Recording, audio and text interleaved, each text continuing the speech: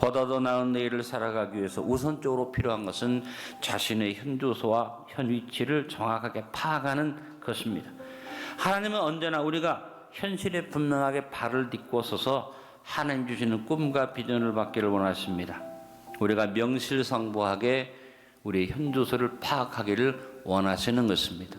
하나님은 아브라함에게 새로운 꿈과 비전과 미래를 주시면서 제일 먼저 너 있는 곳에서, 아브라함이 현실을 파악하고 있는 자리에서 현주소에 발을 딛고 비전과 꿈을 가지라고 말씀하신 것입니다. 새로운 것을 바라보기 전에 우리는 우리 있는 현실에 발을 딛고 명실상부한 현주소를 확인하고 그 다음 것을 바라봐야만 합니다. 하나님은 언제나 우리의 현주소를 확인하십니다. 범죄한 아담에게 하나님이 먼저 뭘 물어보십니까? 현주소를 물어봅니다. 아담아, 너 어디 있느냐? 이스라엘 백성들에게 보내시면서 하나님 모세의 현주소를 물어보십니다. 네 손에 있는 것이 뭐냐? 현재 네가 가진 것을 확인하라고 말씀하셨습니다. 오늘 읽은 본문은 성도의 명실상부한 현주소를 정확하게 설명해주고 있습니다. 먼저 성도의 현주소는 진동치 못할 나라입니다. 오늘 28절 본문의 말씀에서 명실상부한 성도의 현주소를 말합니다. 우리가 진동치 못할 나라를 받았은 적이라고 말씀했습니다. 이 세상의 어떤 것도 유한한 우리에게 확실한 것은 없습니다. 인생은 불안한 존재입니다. 사람에게는 영원한 것이 없습니다. 아무도 내일을 장담할 수 없습니다. 그러나 하나님의 백성은 현주소를 알고 있습니다. 앞으로 어떤 일이 일어날지 모르지만 확실한 건 영생을 얻었습니다. 영원한 천국에 들어가는 보장을 얻었습니다. 진동치 못할 나라를 받았은즉, 여러분은 이제 흔들리지 않는 진동하지 못할 나라를 받은 백성이기 때문에 그 현주소를 확인해야만 합니다. 내가 구원의 성과 각오로 이루어진 견고한 성읍, 진동치 못할 나라가 있다는 것을 마음에 딱 간직하고 우리의 심지를 견고하게 해야만 합니다. 예수님도 마태복음 7장 24절 25절에 우리의 심지를 견고히 하고 주어진 하나님의 축복된 진동치 못할 나라 위에 집을 지으라고 말씀하셨죠.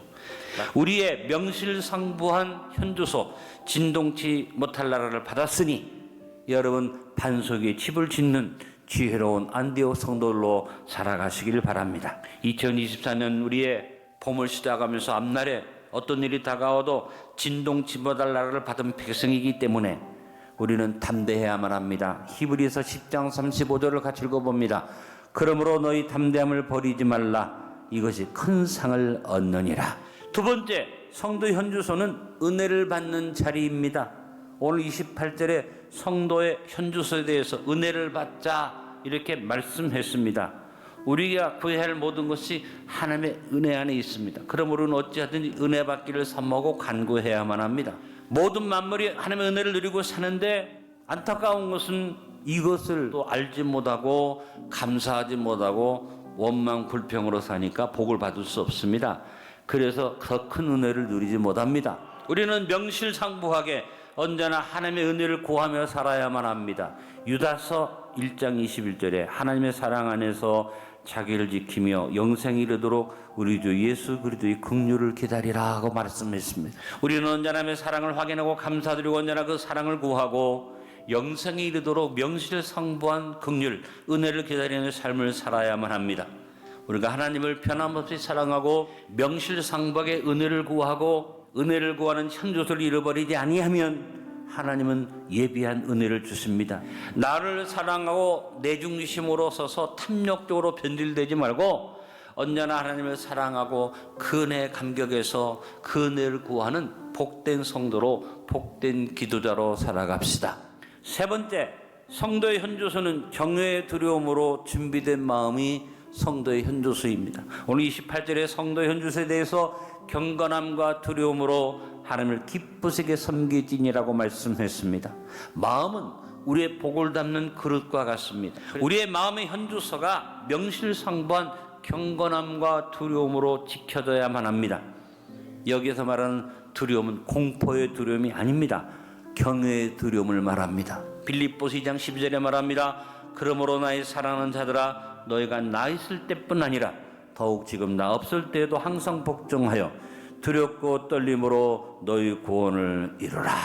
명실상부한 경건한 두려움은 방자함을 막아주고 교만을 물리쳐주기 때문에 우리의 삶의 중심을 잡아주는 것입니다. 언제나 하나님의 눈길 아래 있다는 마음의 현주소를 상실하지 말고 명실상부하게 거룩한 성도의 삶을 이루어 갑시다. 베드로전서 1장 13절로 16절에 말합니다. 그러므로 너희 마음의 허리를 동이고 근신하여 예수 그리스도께서 나타나실 때 너에게 가져다 주실 은혜를 온전히 바랄지어다. 너희가 순종하는 자식처럼 전에 알지 못한 때에 따르던 너희 사역을 본받지 말고 오직 너희를 부르신 거룩한 이처럼 너희도 모든 행실에 거룩한 자가 되라. 기록되었을 때 따라합니다. 내가 거룩하니 너희도 거룩할지어다 하셨느니라. 또 하나 성도의 현주소는 하나님을 기쁘시게 섬기는 삶을 사는 것이 성도의 현주소입니다. 오늘 28절에 성도의 현주소에 대해서 하나님을 기쁘시게 섬길지니라고 말씀했습니다. 우리는 언제나 뭘 중심으로 삽니까? 내가 기뻐하는 것, 내가 하고 싶은 것, 내가 갖고 싶은 것을 중심으로 살게 되어 있습니다. 이제 우리는 예수 믿고 거듭났습니다. 거저 구원받았습니다. 이것을 바꿔야만 합니다. 하나님을 기쁘게 하기 위해서, 하나님의 영광을 나타내기 위해서, 하나님이 나에게 명령한 것을 수행하기 위해서 우리는 삶의 방향이 달라져야 합니다. 무엇보다 여러분 명실상부하게 하나님을 기쁘시게 하는 일을 최우선해야겠죠.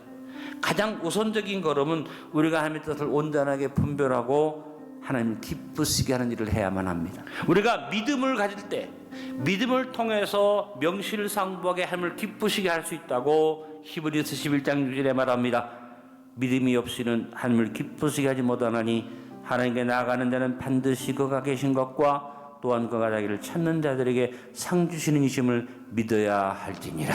나를 기쁘게 하는 것, 내가 하고 싶은 것, 내가 갖고 싶은 것을 중심으로 하는 것이 우리 인생의 모습이지만 현주소를 바꿉시다. 하나님을 기쁘시게 하는 것, 하나님이 원하시는 것, 하나님이 이루기를 원하시는 것을 우리 현주소로 삼고 이 한 해에 마무리를 잘해 나갈 수 있기를 간절히 바랍니다. 마지막 현주소, 성도의 현주소는 하나님이 소멸하는 불이 임하는 곳입니다. 오늘 29절에 성도의 현주소에 대해서 말합니다. 하나님은 소멸하는 불이심이라. 우리는 모두 하나님의 복을 받았습니다. 온 세상이 다 복받은 존재들입니다. 모든 것을 하나님이 지으셨기 때문입니다. 여러분, 복 받는 것은 이미 받은 거예요. 복은 새로운 것을 받는 게 아닙니다. 주어진 복을 마귀가 더럽혔기 때문에, 내가 탐욕으로 더럽게 해놨기 때문에 더러움이 없어지는 자리가 복받는 자리입니다. 우리는 언제나 말씀으로 심령을 씻을 뿐 아니라 성령의 불로 우리 모든 것을 태워서 추하고 더러운 것을 소멸받아야만 합니다.